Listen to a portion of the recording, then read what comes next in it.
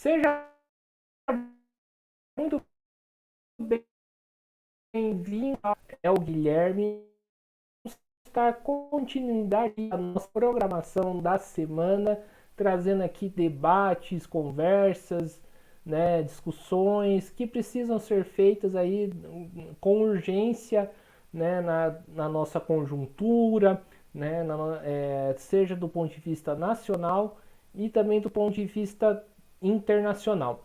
E agora nessa parte aí do comecinho, né, no final da tarde, no comecinho da noite, vamos ter mais uma entrevista aqui, né, com a Ana Cristina, ela que é militante, né, e também, né, se me corrija se eu estiver errado, da Comuna e também, né, reivindica aí o trotskismo. E a gente vai conversar um pouco aí sobre a importância, né, onde que se encaixam os debates teóricos, né, os balanços aí históricos aí para a luta atual. Né? Então, Ana, antes da gente começar, eu peço que você se apresente aí para o público. Fala aí quem é você.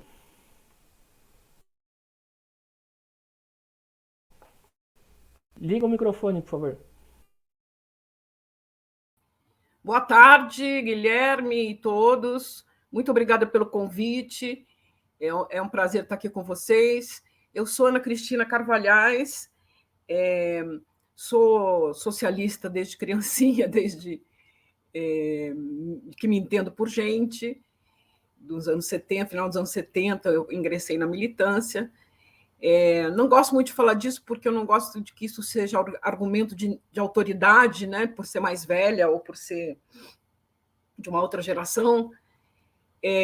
Sou funcionária federal aposentada, jornalista de formação, fui jornalista muitos anos no Rio de Janeiro, sou natural de São Paulo, e sou fundadora, fui um dos 106 cidadãos brasileiros, cidadãs e cidadãos que assinamos o pedido oficial de fundação do Partido Socialismo e Liberdade, do PSOL, em 2004, né? E conseguimos a legalização do partido em 2005. Portanto,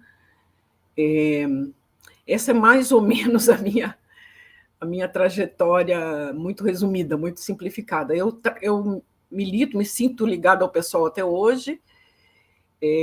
Fui da direção executiva do Rio de Janeiro. Em São Paulo não tenho nenhum posto. Então, voltei a morar em São Paulo há 4 anos. E não sou da Comuna, tá? Quero corrigir isso. A Comuna, a Insurgência e o Subverta, assim como o MEIS, são 4 correntes do PSOL que se reivindicam com ligações de tipo diferente, mas da tradição da chamada Quarta Internacional, que é a tradição trotskista no Brasil, né? Quer dizer, há outros trotskismos, né, falando como Daniel Ben Said falava no plural, fora do PSOL, que nunca foram do PSOL, como o PSTU, mas a parte que está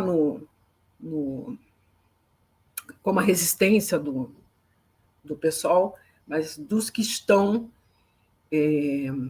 eu sou dessa, digamos assim, desse campo, né? É isso. Maravilha, peço aí desculpa aí pelo erro, que eu achava que você era da Comuna, né? E vamos aí para a primeira pergunta, né? É, Nós vivemos aí, Ana, numa crise muito profunda do capital, seja uma crise econômica, uma crise política e também uma crise ambiental, né? E eu particularmente acho que é preciso resgatar alguns debates, né, que a burguesia há 10, 15 anos atrás estava como morto, né, que é a necessidade de uma nova sociedade, uma sociedade socialista. Como que você vê esses debates históricos de balanço da União Soviética, né, do stalinismo? Qual que é o papel qual que é o papel que esses debates podem cumprir e como que eles têm que ser feitos? Nossa, é uma pergunta que dá uma resposta mereceria um curso só para isso, né? Esse grande balanço das Fique à vontade. experiências, esse grande balanço das experiências ditas socialistas do século XX, né? Que não foi só soviética, Chegamos ao momento durante o século XX, isso a juventude às vezes não se dá conta, em que 1/3 da humanidade vivia em estados sob governos que se diziam socialistas, né? Que se diziam e que tinham alguma razão em se dizer, né? Ou seja, onde havia sido expropriada a burguesia, né? Onde não havia mais o sistema capitalista, a gente pode chamar de estados de transição, de estados operários, se chamou numa época. Eu prefiro hoje a terminologia estados de transição, que podiam, como a palavra mesmo denota, podiam transitar para, né, queríamos nós, da nossa geração, que transitasse em direção ao comunismo, mas não foi o que aconteceu, né? O que aconteceu historicamente foi que houve uma grande derrota que começou no final dos anos 80, com as grandes manifestações populares nos estados não capitalistas, os estados de transição do leste europeu, contra os regimes burocráticos muito autoritários, e que ali, né, digamos assim, no universo do que era a União Soviética e seus aliados, o Pacto de Varsóvia, levou ao fim desses regimes e a substituição, não por socialistas de novo tipo, mas a substituição por governos capitalistas que incentivaram e implementaram uma abrupta, violenta restauração do capitalismo, né? Foi isso que a Rússia viveu, né? Essa Rússia que nós conhecemos hoje é resultado da abrupta restauração capitalista do que era a principal república da União Soviética.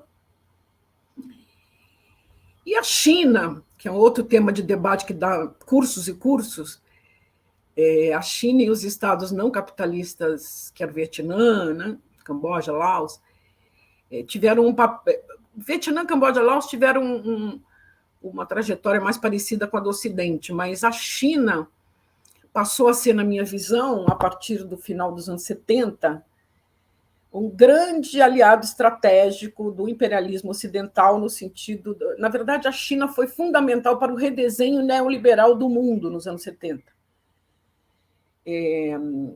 Houve um acordo e uma restauração sem a derrubada do Partido Comunista, que foi o que aconteceu no leste europeu e na União Soviética. Então, manteve-se a estrutura fundamental do Estado chinês, dirigido a mano militar pelo Partido Comunista e pelo seu exército,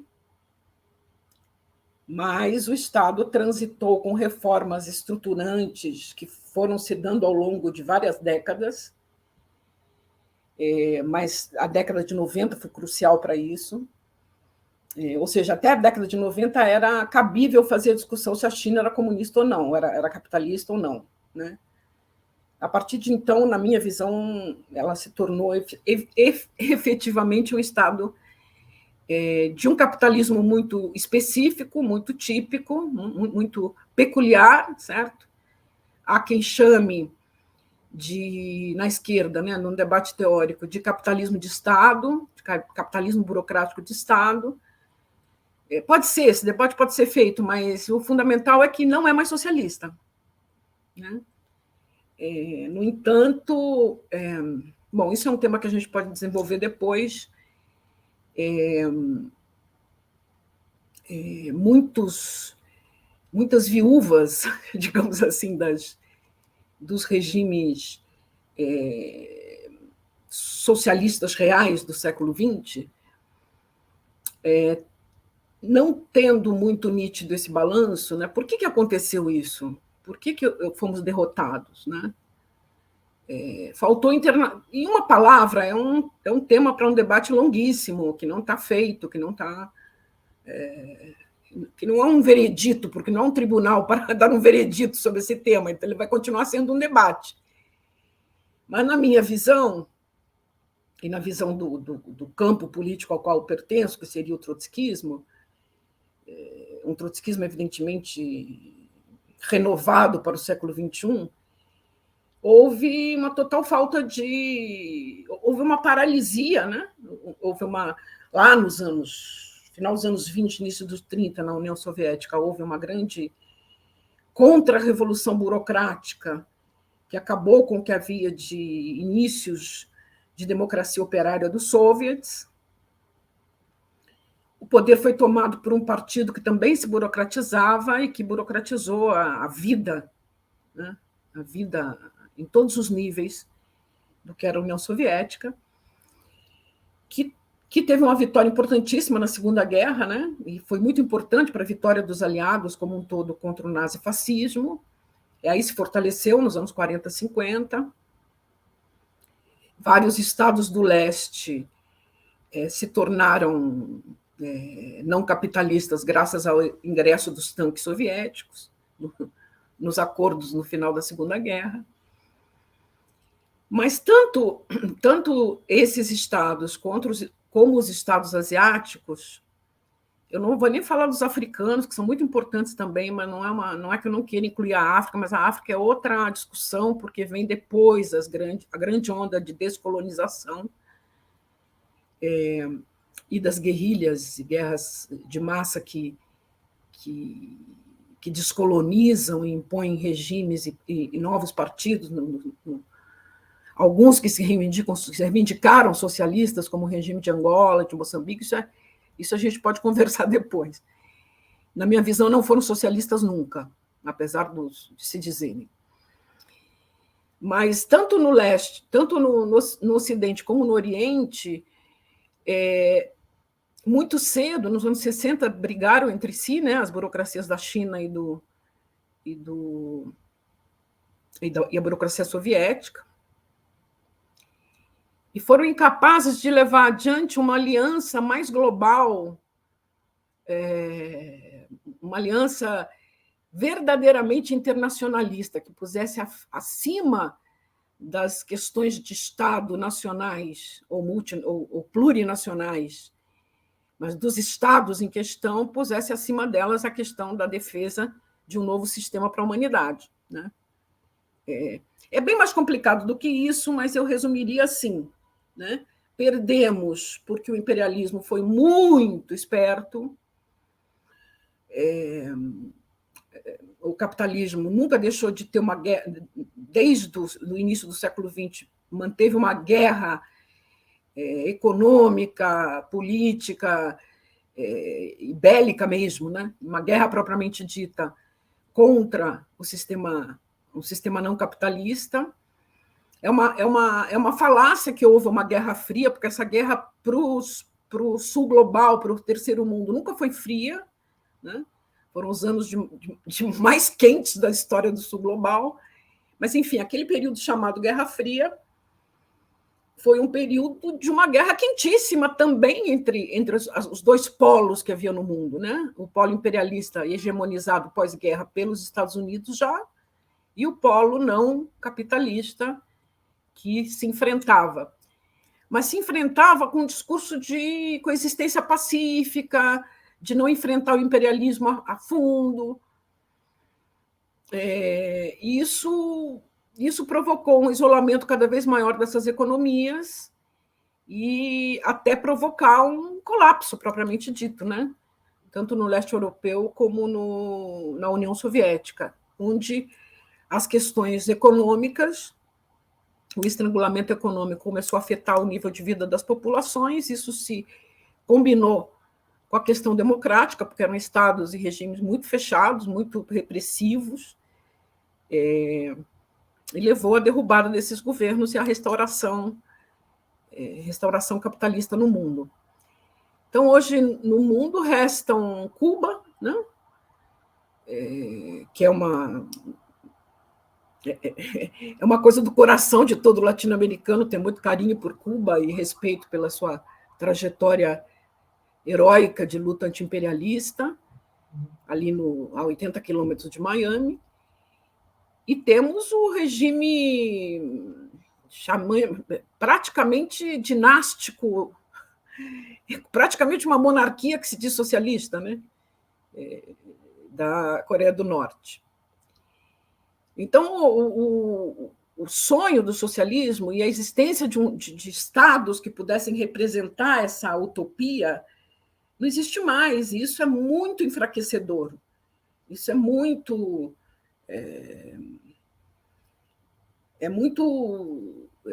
houve uma derrota, foi uma derrota, apesar de ter sido uma derrota dos regimes, foi uma derrota da causa de todos os socialistas do mundo, se tivessem eles sido a favor ou contra os regimes que havia. Porque durante anos, talvez você e outras gerações mais novas não tenham pego essa tragédia.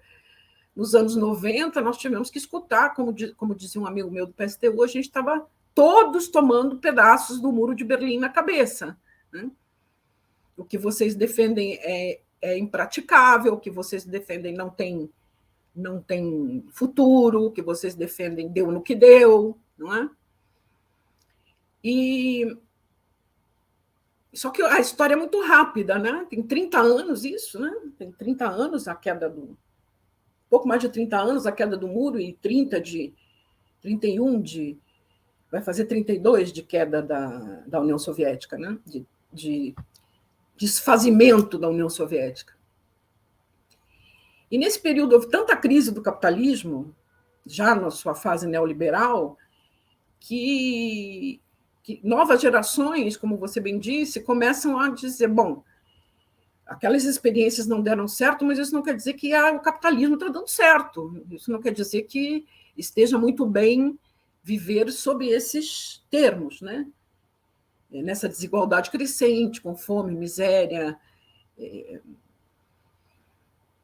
Nada disso foi resolvido pelo capitalismo. Quer dizer, o capitalismo também não resolve esse problema, né?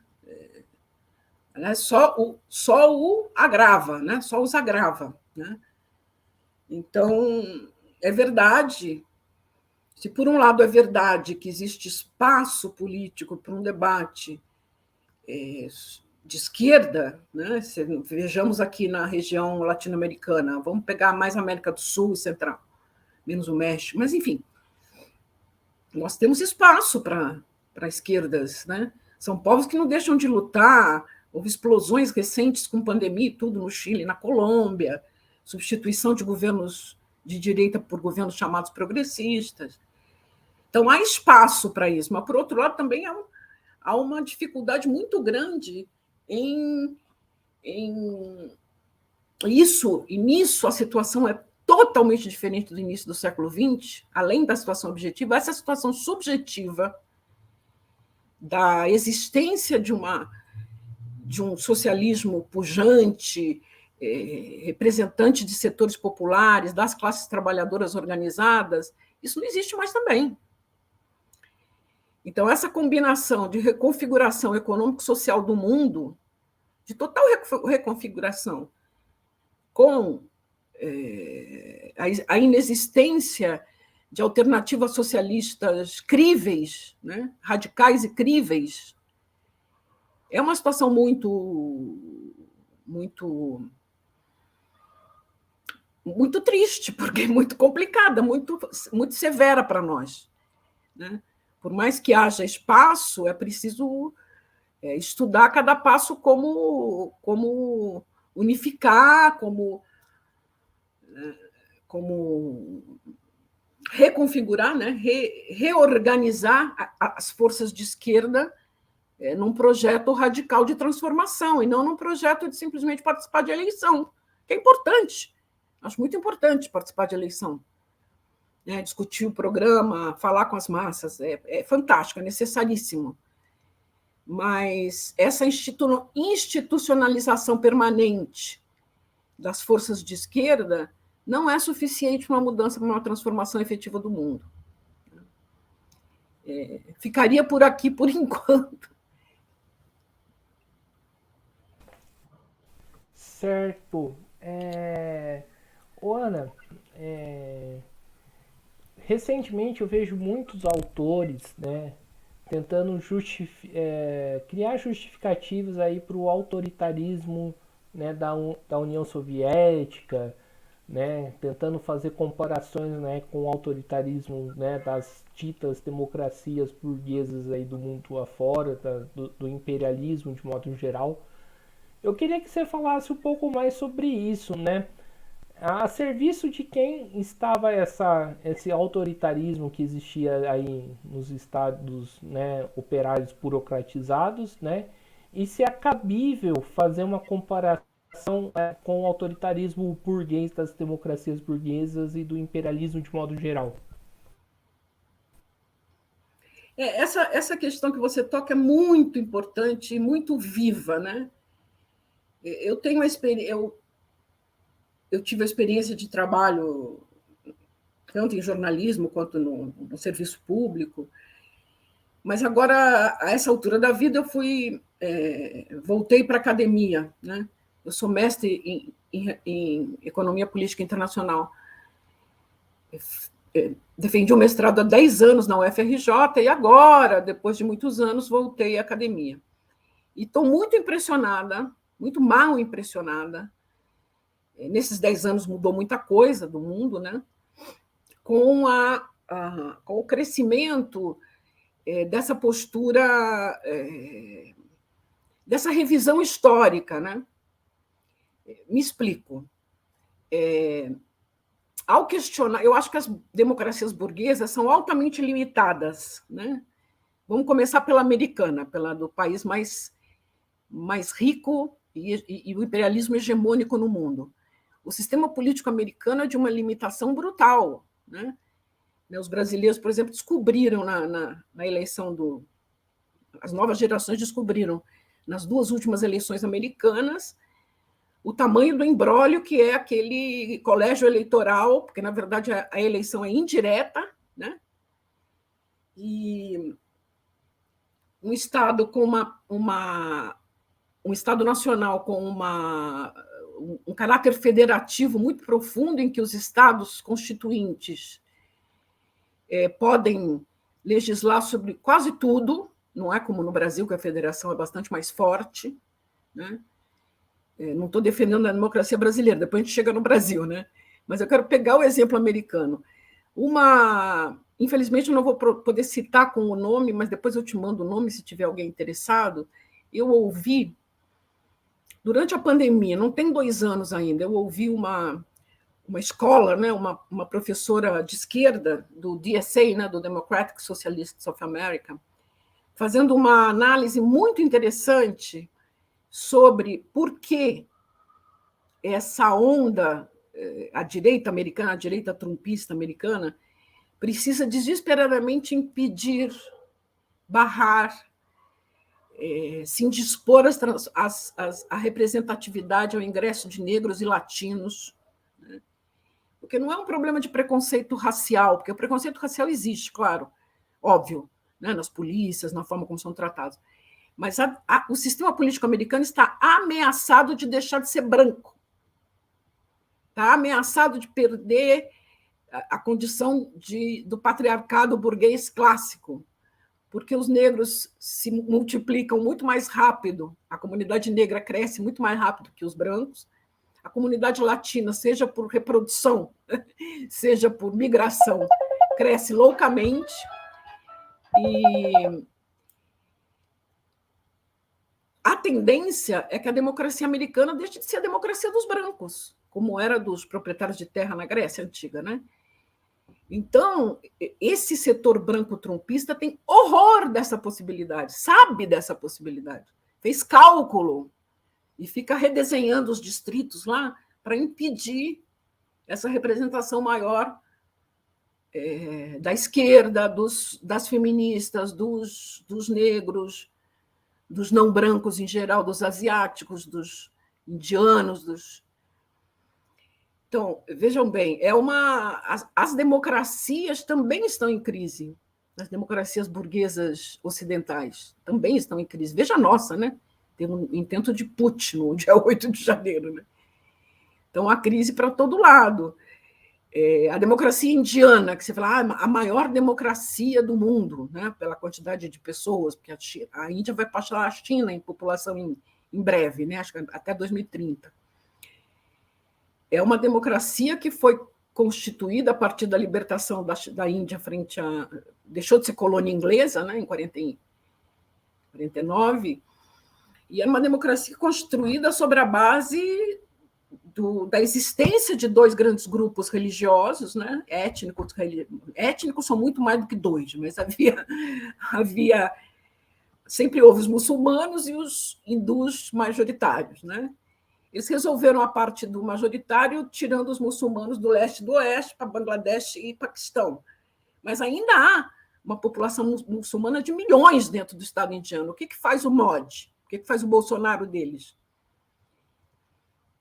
Desfaz esse acordo, que é de 49, é um acordo de 70 e tantos anos de existência. Desfaz esse acordo e impede a Caxemira acaba com o status autônomo da Caxemira, que é uma região islâmica. Então, o que eu quero dizer é que todas as bases de todas as democracias ocidentais estão em crise, né? Isso não quer dizer que a liberdade de expressão, de organização partidária, ainda que limitada, que a democracia burguesa nos oferece, não sejam importantes. Nós vimos isso no Brasil quando nos tiraram, quando começaram a nos tirar, não é? E tem um setor da esquerda, particularmente as viúvas do stalinismo, particularmente garotada que não viveu aquilo e acha que é bonito lendo no livro, mas não é só garotada, não. Justiça seja feita com a juventude, não é só o Jonas Manuel, não. Tem muito professor universitário que se vale dos defeitos da democracia burguesa para negar que se faça crítica daqueles estados ditos não capitalistas, socialistas. Então, há uma depreciação dos valores democráticos. E eu pergunto o seguinte, porque é o seguinte, os valores democráticos são burgueses? Quer dizer, a gente tem que negar a burguesia negando os valores democráticos? O fato da Revolução Francesa ter inaugurado a era desses valores significa que, quando a gente derrubar a burguesia, nós não vamos ter nenhuma democracia? Ao contrário, eu penso que, se não houver democracia de base, auto-organização das massas exploradas e oprimidas, não haverá revolução, portanto, não haverá uma outra alternativa. Porque aquele modelo do partido único que não era único quando tomou o poder, né? Mas aquele modelo do partido todo poderoso que toma o poder em nome das massas, será que vai se dar novamente? É isso que nós queremos para a humanidade? Essa é a nossa nova utopia? Para renovar o socialismo do século XXI, nós temos que renegar a democracia burguesa? Ou vamos renegar só a parte burguesa e ficar com a democracia? Por que a gente entrega a democracia na mão da burguesia e do imperialismo? É o que estão fazendo, defendendo o Daniel Ortega. É uma vergonha que gente de esquerda defenda o regime do Daniel Ortega. Daniel Ortega e sua mulher Murillo dirigem um dos regimes mais totalitários, mais brutais, em nome do sandinismo, sendo que eles deixaram de ser sandinistas no sentido clássico, no sentido do que era o sandinismo, a ponto de expatriar e tirar documento, tirar tudo, documentos, propriedades, de 300 pessoas que pensam diferente. Mandou prender todos os candidatos a presidente contra ele. E aí vem a esquerda dizer, mas a democracia burguesa também é limitada. Mas eles são sandinistas. Isso é uma vergonha. Isso é uma vergonha. Nós precisamos nos livrar dessa pecha de totalitários para poder ter vitórias novamente. Enquanto tivermos a pecha de totalitários, com razão, porque as pessoas... Um sujeito direitista que vê um jovem defendendo Daniel Ortega tem razão de criticar. Né? Por que tem que criticar? Por que tem que ser socialista? Existe uma tendência que eu chamo de... Eu não gosto dos ismos, eu já te falei isso, né? Eu acho os ismos do século XX muito pouco úteis para as nossas discussões do século XXI, embora muitos debates continuem válidos, né? Mas existe uma tendência, ao não termos vitórias há muitos anos, há mais de 30, a enxergarmos certos agentes políticos, inclusive estados, enxergado, porque eu não enxergo, tá? Mas um setor da esquerda, como substituto do que havia antes. Então, a Rússia substituiu a União Soviética. A China continua sendo a China, capitalista, mas continua sendo maoísta, segundo eles. Então, a gente chama de campismo, né? Aí chega-se a atrocidade de defender o Bashar al-Assad na Síria. Não, porque o Bashar al-Assad, como ele está contra o imperialismo, nós estamos do lado dele. Ora, nós temos que ter um lado? Na Ucrânia, nós temos que ter um lado? Por que nós temos que ter um lado? O nosso lado é do povo ucraniano e do povo russo, dos trabalhadores ucranianos e trabalhadores russos. Então, o mundo está repleto de campistas, repleto. A universidade brasileira está cheia, a esquerda brasileira está cheia. Né? E isso é muito grave. Isso é muito grave. O petismo, que teve um papel, veja bem, teve um papel fundamental na história do Brasil, eu fui do PT, eu ajudei a filiar, votei no Lula agora, fiz campanha agora, não tinha outro jeito, era ele mesmo contra o Bolsonaro. Agora, o petismo nesses anos todos botou na cabeça de amplos setores da esquerda brasileira que raciocinar internacionalmente é escolher estados aliados, é escolher parceiros comerciais. O socialismo não funciona assim. Isso é coisa de governo burguês. A nossa política internacional não pode ser uma política internacional de acordo com... Então, nós vamos ser parceiros e aliados da Arábia Saudita. Né?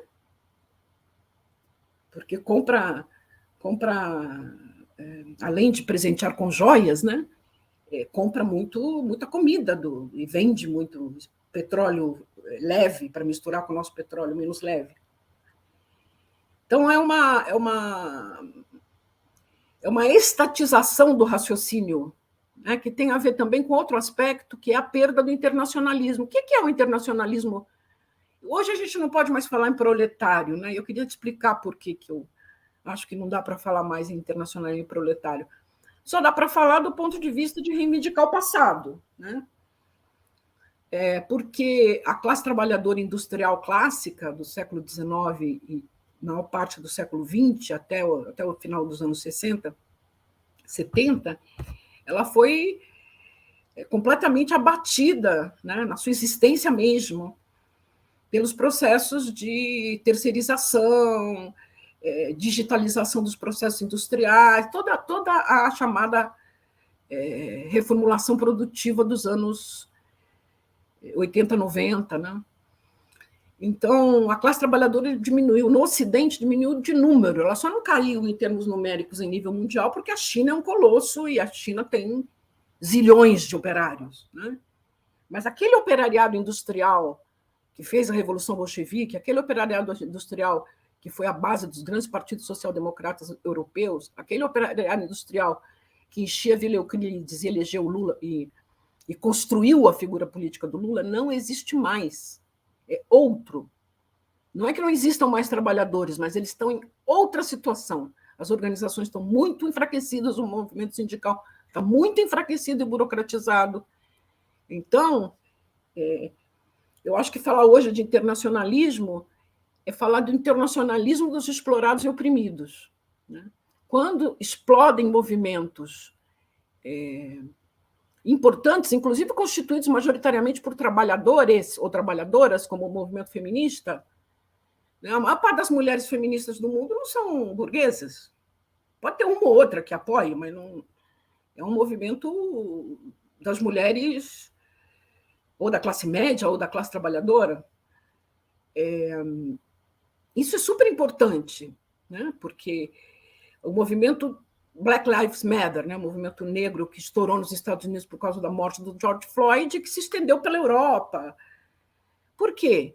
Existe uma identificação num mundo muito globalizado, uma identificação entre as reivindicações para todo lado, né? Então, esse internacionalismo prático dos explorados e oprimidos precisa ser reconstituído, né? Que foi um pouco a tentativa dos fóruns mundiais, né?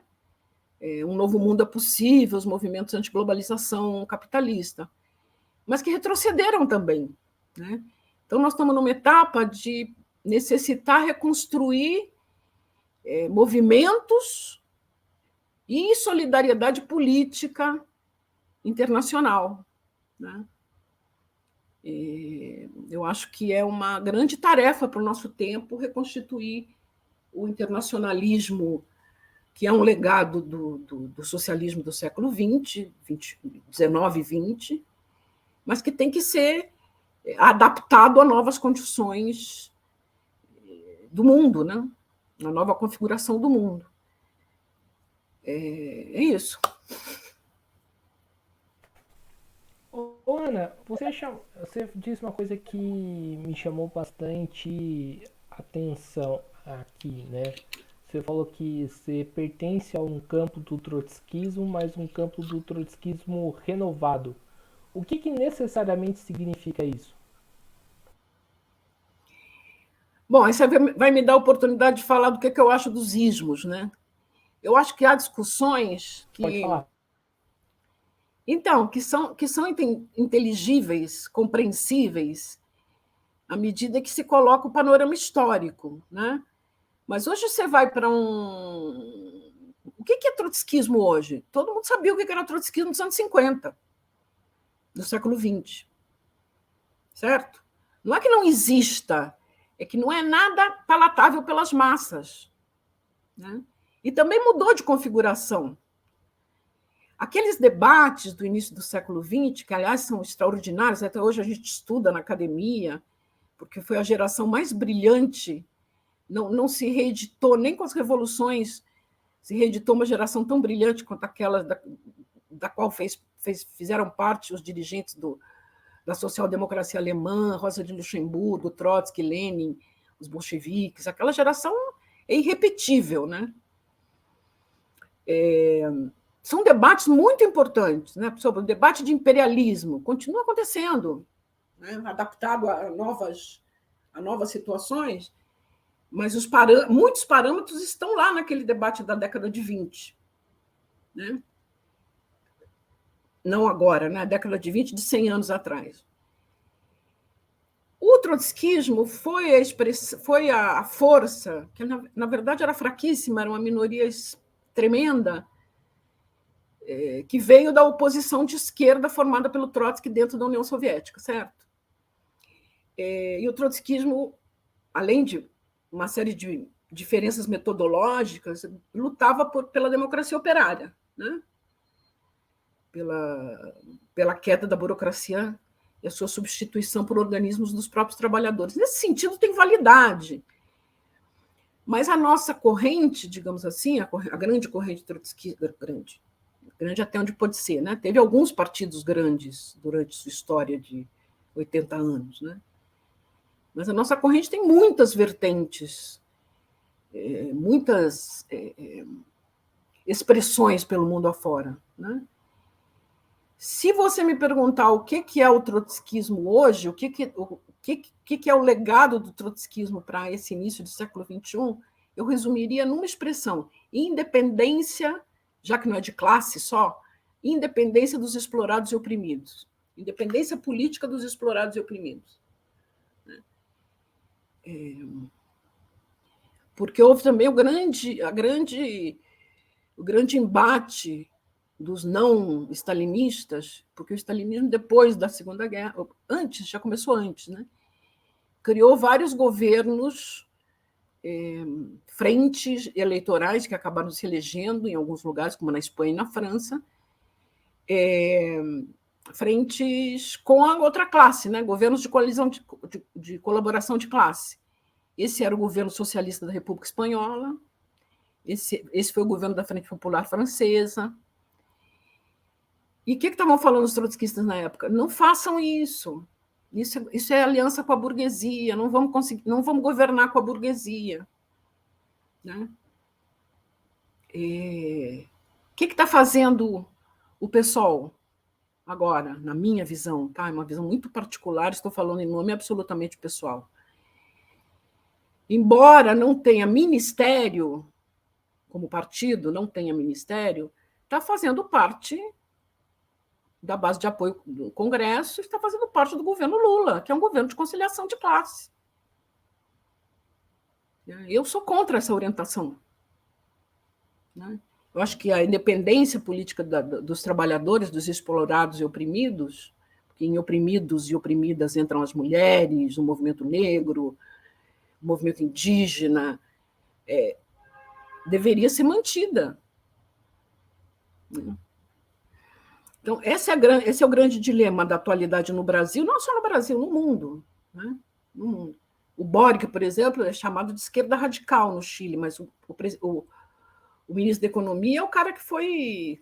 É um cara de mercado. Então, são governos de conciliação de classes, de interesses antípodas, né? De interesses materiais antípodas. A situação se complicou porque as pessoas veem ao governo Lula como seu porque comparam com o anterior, né? Como o anterior era absolutamente abominável, insuportável, e o Lula veio, que era o único cara capaz de fazer uma frente democrática, chamemos assim, muito ampla, ganhar contra o bolsonarismo, ele está colhendo ainda os frutos pacificadores ele é um instrumento foi um instrumento e é um instrumento dessa necessidade de enfrentar a ultradireita e o ultraliberalismo da ultradireita, né? Agora, eu acho muito triste que não haja uma alternativa de esquerda, na institucionalidade, eu estou falando, né? Com partido legalizado, que diga que o governo não é nosso, esse governo não é nosso, não é da classe trabalhadora, do movimento feminista, do movimento negro, não é.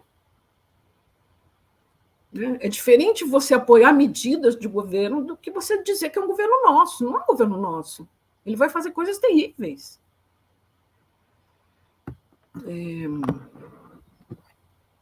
Mas, enfim, isso ainda é uma pregação no deserto, né? Porque as pessoas estão muito entusiasmadas com o governo, e é compreensível, né? A postura também não é sair xingando as pessoas, mas é uma situação muito ruim, né? Uma situação muito ruim, porque só a luta muda a vida, né? Só a organização e a mobilização muda a vida. E esse tipo de governo Lula, ele foi feito para impedir as mobilizações, né? E o avanço da consciência dos explorados e oprimidos. Então, é muito difícil e muito complexa a situação atual. Eu não tenho nenhuma certeza, a não ser que estar ali está errado. Estar ali incentiva ilusões e vai ter consequências ruins lá na frente, né? Para os movimentos e para o próprio partido, né? Embora o pessoal não tenha votado participar, você sabe disso, né? Mas ele vota uma coisa e faz outra, né? Então, é bastante complicada a situação. E muito delicada, né? Eu não acho que uma esquerda mais radical que o PT, uma esquerda digna do nome, devesse ser oposição. O momento de hoje é muito diferente do momento de 2003, 2004, quando nós fundamos o PSOL. Houve um setor do funcionalismo, vítima da primeira reforma da Previdência do Lula, que se descolou do governo. O pessoal nasceu daí. E da vontade das correntes que o formaram, tal, mas teve uma base objetiva. Hoje não tem nenhum setor discordando do governo, setor de massas, né? Uma categoria inteira. Nós não temos isso. Então, é um momento de política de exigência, de política não de denunciá-lo, mas de exigir ir mais mais adiante do que está querendo ir, né? Então, se concede Bolsa Família, tem que ter mais coisa, e assim por diante, né? É um momento bastante complicado, e eu creio que não só no Brasil, eu acho que é aqui, no México, na Colômbia, no Chile, em todos os países com esse tipo de governo. Embora o Lula seja muito especial, né? O brasileiro tenha características muito próprias, eu acho uma situação muito, muito delicada, né? Vamos ver se ele consegue fazer o que prometeu, pelo menos, né? Mas eu acho que não era papel do pessoal tornar-se esse, digamos, sendo muito gentil, tornar-se essa linha de transmissão, sabe? Esse aliado para o que der e vier, né? Tinha que manter uma certa autonomia, um certo distanciamento, até para poder apoiar melhor quando fosse preciso lutar contra a direita institucional, mas com mais perfil próprio, com mais dignidade. Eu acho que está muito indigna a posição.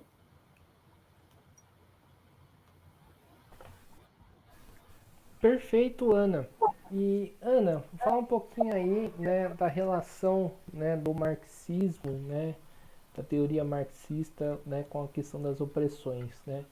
Hoje eu vejo que existe um debate, né, de uns, né, que negam totalmente esse debate, falando, né, que é identitário, né, discutir questões como questões das mulheres, questões dos negros, questões dos LGBTs, e outros, né, que apenas discute isso sem discutir, né, o caráter de classe dessas questões, né, de como vai dar uma saída mais profunda, mais radical a esses problemas.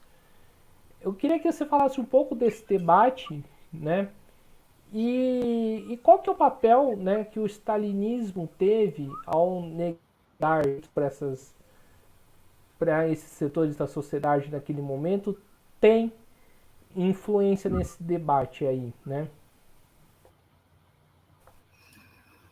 Olha, eu acho que eu não gosto de.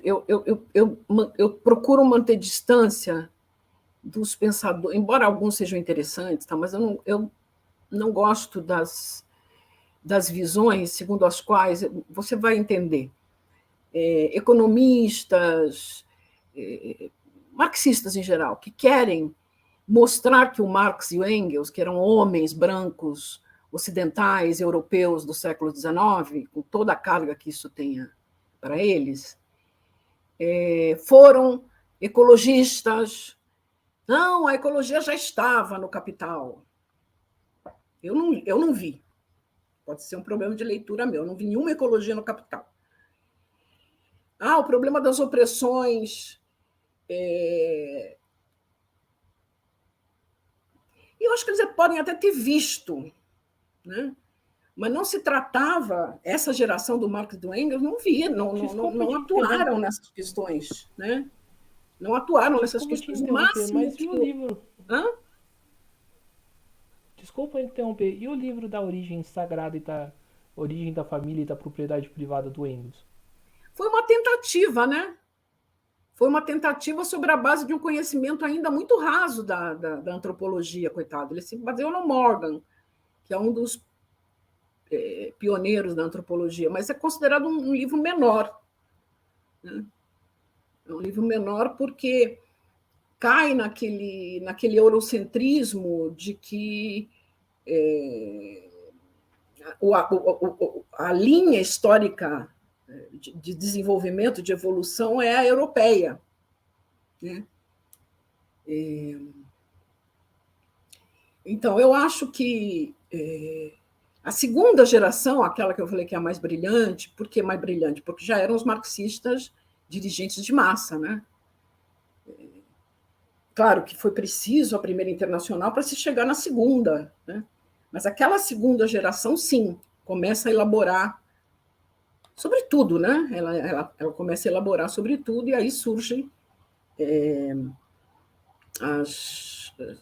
surgem especialmente na Revolução Bolchevique, com a Clara Zetkin, etc., o tema das mulheres, né? Do que fazer com as mulheres.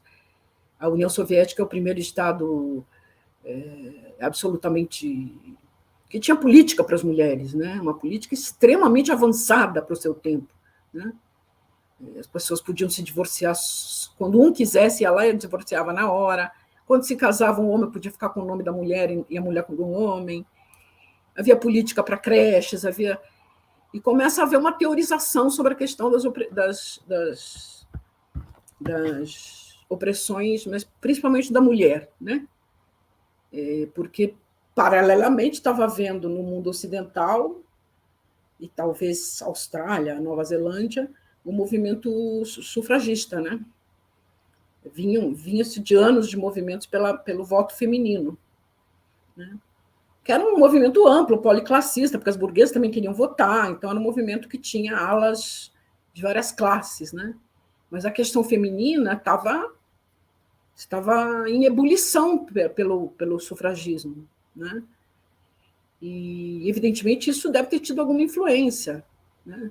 A própria Revolução Russa começou, a de fevereiro, né, que derrubou o czar, por uma reivindicação de pão pelas mulheres dos operários de Moscou e Petrogrado, né? O livro que você cita do Engels é uma tentativa, né? Mas eu não acho que está aí a resposta universal para o problema da questão da opressão da mulher, não. Eu acho que ele se aproxima, né? Ele se aproxima, mas ainda muito pouco. Vai ser, justiça seja feita ao movimento feminista, vai ser a partir da explosão feminista da segunda onda, que é dos anos 60, que vão surgir as teorizações mais sérias, né? Que é a teoria unitária da Lisa Vogel, não por acaso das americanas e francesas, porque foram as vanguardas de 68, né? Das lutas. E aí vem as teorizações mais interessantes. A teoria unitária, só para quem... E se publicou pouquíssimo sobre isso no Brasil.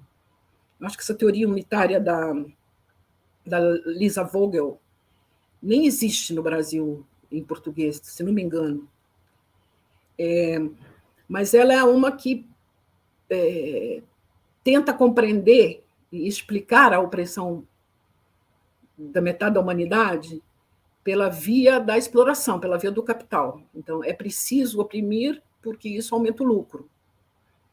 Mais ou menos isso, está falando muito toscamente, mas ela é uma das primeiras que vai conseguir fazer uma leitura do capital para explicar a opressão da mulher, no caso dela, né?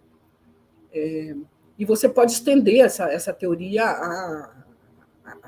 às populações racializadas do mundo inteiro, né? Assim como é também nos anos 60 que explode também uma grande vertente de teorizações e de compreensões sobre o problema racial, embora tivesse havido, desde o início do século XX, marxistas negros, né, como C.R. Lee James. Enfim, eu acho que isso é uma regra geral. A teoria tem que estar, né, assim como as teorias básicas do socialismo vêm da grande explosão, do grande avanço das forças produtivas do capitalismo, sua primeira etapa, e da concentração da classe operária em grandes fábricas, e das lutas, e a Associação Internacional dos Trabalhadores, ou Primeira Internacional, surge das lutas. Essas lutas das mulheres, das populações racializadas, elas vão gerar teorizações, né? E no último período, agora estou falando de bem recente, né? Eu sou muito apaixonada, muito convencida da teoria da reprodução social,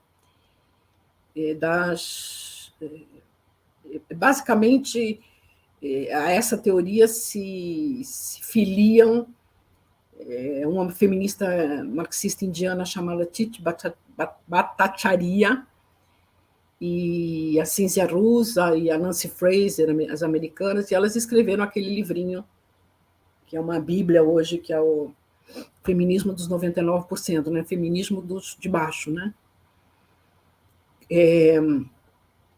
Mas houve sempre uma incompreensão da parte do que era o stalinismo no século XX, porque eles diziam, mas isso nos muito antanhos, tá? Lá nos anos 50, 60, que esses debates sobre feminismo, sobre raça, né, sobre deficiente, sobre qualquer coisa setorial, seriam divisionistas, dividiriam a classe trabalhadora. Né? Em vez de pensar na articulação que existe entre essas questões e a articulação que tem que se dar na luta, eles diziam que era... Mas eu acho que eles avançaram nisso. Mesmo os remanescentes de stalinistas atuais falam em raça e classe. Eu acho que quem ficou mais com esse discurso do identitarismo foi a ultradireita, né?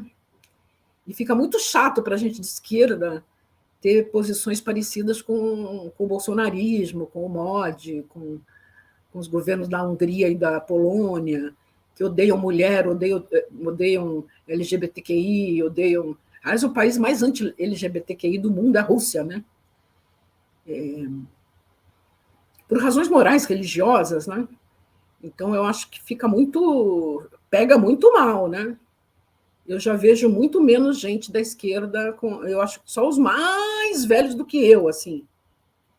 Então, hoje, com 80 anos, é que ainda tem esse reflexo divide a classe. Quem passou por 68 ou foi herdeira de 68 como eu, não acho isso, não. Não tem nada a ver. É bem certo que a gente tem estranhamentos com os movimentos mais recentes, né? Eu vou confessar para você que não é fácil do ponto de vista individual, com histórias. Às vezes eu tenho dificuldade de entender algumas coisas, mas não sou contra. Não tenho nada. Enfim, é um problema geracional mesmo, não tem nada a ver com disputa política, coisa parecida, né? E acho que o marxismo está muito bem na parada, né? Porque foi o marxismo que eu acho que é o marxismo, os marxismos, né? O terreno da compreensão da história e da sociedade que melhor explica essa articulação entre as causas, né? Então, quem está mal parado é a direita, né? Mal parado é a direita. O perigo, e aí existem perigos, não é o movimento feminista, não é o movimento negro, não é o movimento indígena, não é dividir. Ao contrário, é se defender.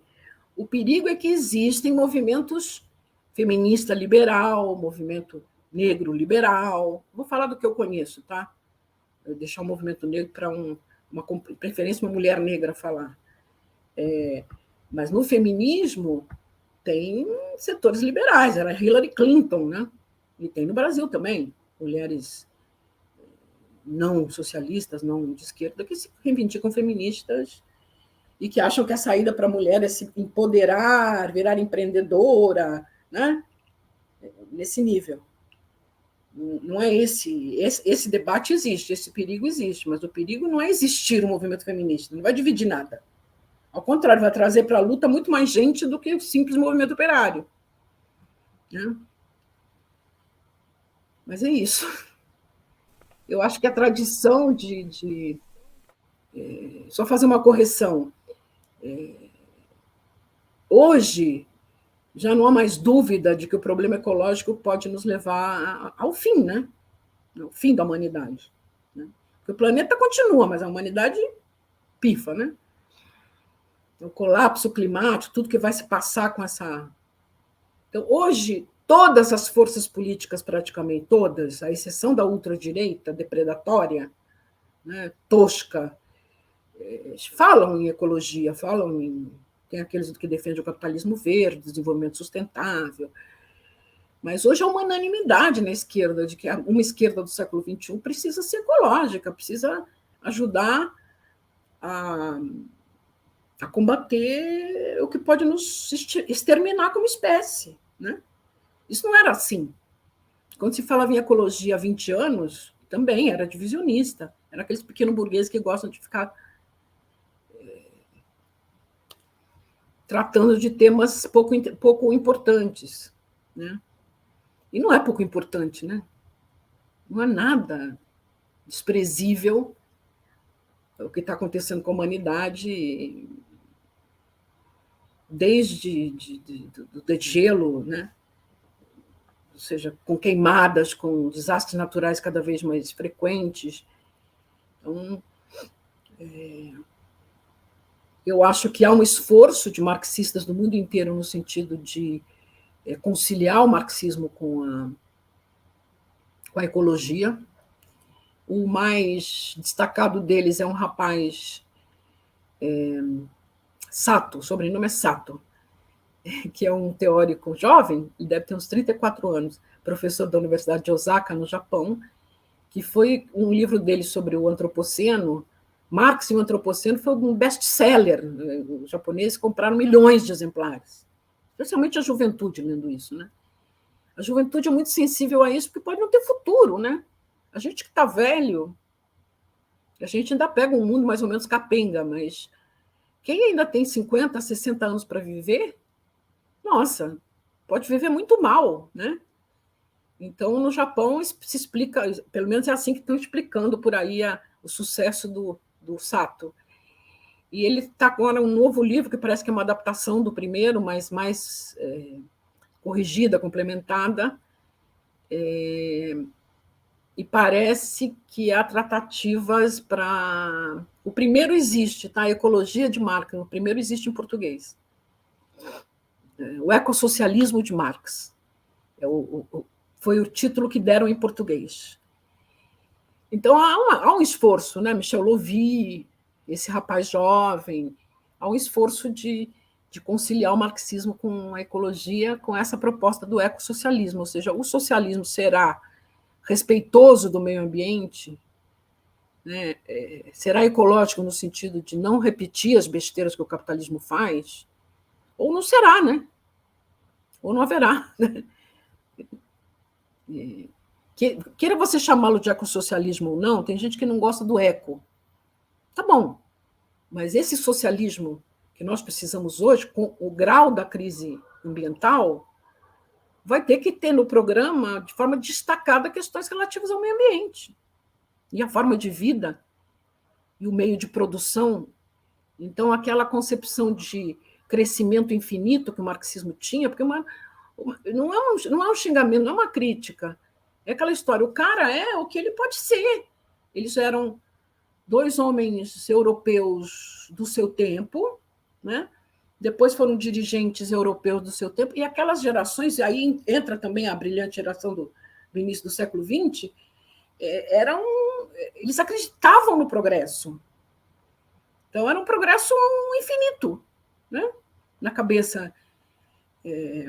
Então, para refazer os parâmetros de que a natureza não aguenta o modelo do desenvolvimento infinito, que é preciso crescer menos ou não crescer ou decrescer para poder continuar vivos. Isso tudo é muito recente, né?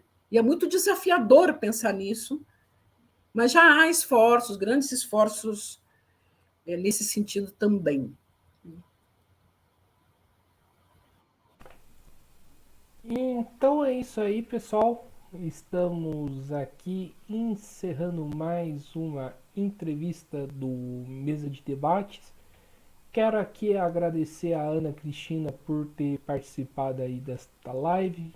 Gostei aí das considerações dela, né?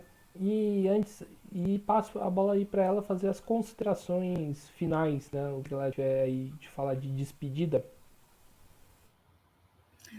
Guilherme, muito obrigada pelo convite.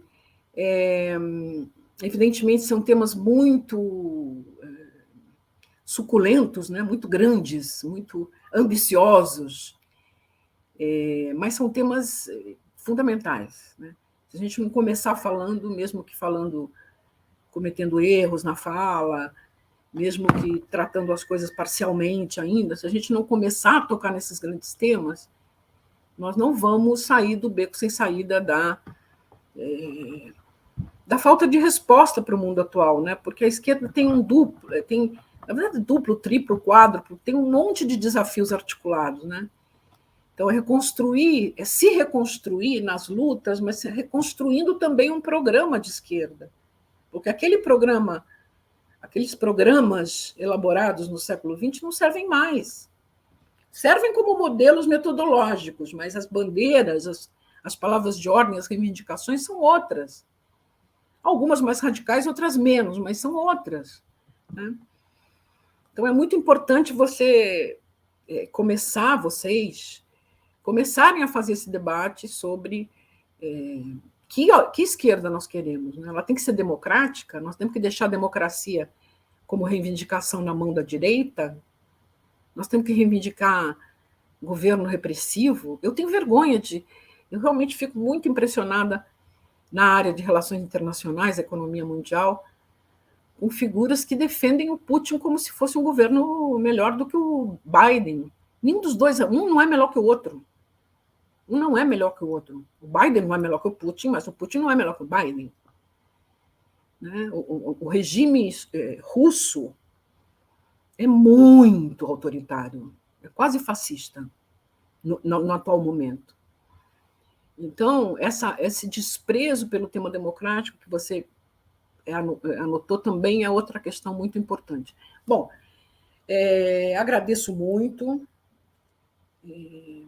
Eu acho que bom debate, boa conversa é quando ela deixa mais dúvidas e temas e pulgas atrás da orelha do que certezas, né? Eu acho que a gente tem que também vencer essa coisa da certeza absoluta, né? Duvidem. Se me perguntarem, o que você diria para as novas gerações? Duvidem. Sabe? Não existe certeza absoluta sobre nada. Né? Duvidem, pesquisem, estudem, porque formar as novas gerações com certezas sobre questões com parâmetros do século passado, realmente, de 100 anos atrás, realmente não acho que vai dar em nada produtivo, não, nada eficiente para a transformação do mundo. Tá bom? Muito obrigada, um beijo a todos, obrigada, Guilherme. Então é isso aí, maravilha. Mais uma vez agradecendo a Ana Cristina, agradecendo também a você que estiver nos assistindo. Não se esqueça aí de se inscrever no canal Podcast Mesa de Debates de Tudo Um Pouco. Curta, compartilhe, comente esta entrevista e outras entrevistas, matérias, programas que o canal produz. Curta a nossa página do Facebook, Mesa de Debates de Tudo Um Pouco, né? Siga a gente no Instagram, Mesa de Debates. Contribua aí para o nosso Pix 385-007-02800, né? Um Pix aí para que a gente continue fazendo esse trabalho, né? Que a gente faz aqui, né? No canal. E quem quiser contribuir de forma permanente e quiser ter um contato mais próximo aí do Mesa de Debates, né? Contribua aí através do Padrim, www.padrim.com.br/podcast Mesa de Debates. Nós somos uma mídia independente, então, né, não dependemos aí de financiamento nem do capital privado nem do Estado, né? Então nós procuramos ter esses meios de alternativa aí de nos financiar e poder continuar fazendo o nosso trabalho, entregando aí um material para vocês. Então é isso aí, pessoal, um forte abraço. Daqui a pouquinho tem a última live de hoje, né? E então fui.